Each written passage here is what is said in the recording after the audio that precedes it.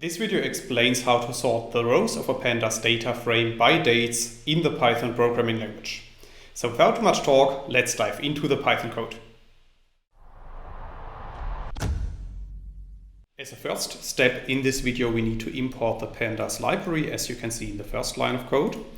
And then in the next step, we need to create an example data frame using the data frame constructor. So after running these lines of code, a new data frame called data is created. And we can print this data frame below the code box using the print function.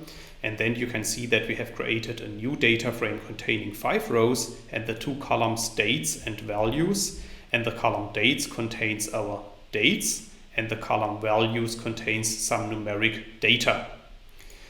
In the next step, I'm also going to create a copy of our data frame because I want to keep an original version of our data frame. So after running this line of code, a new data frame called data new is created.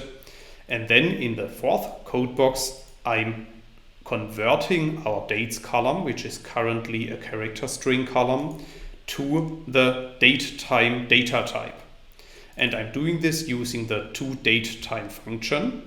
And I'm using the toDateTime function to convert our dates column to the datetime data type.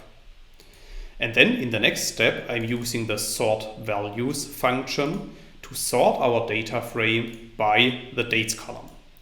So after running this line of code, our ordering of our data frame is updated, as you can see by printing our data frame using the print function.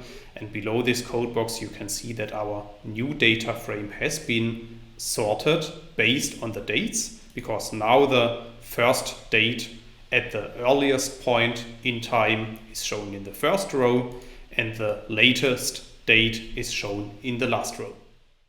That's all I wanted to explain in this video.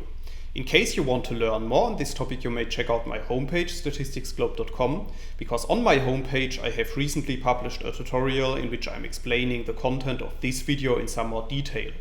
I will put a link to this tutorial into the description of the video so you can find it there.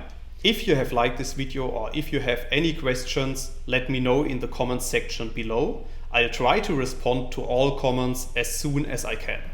Furthermore, make sure to subscribe to my YouTube channel to get notified about future video releases. I have already published about 500 videos on this channel and I'm releasing new videos on a daily basis. Thanks a lot for watching. See you in the next video.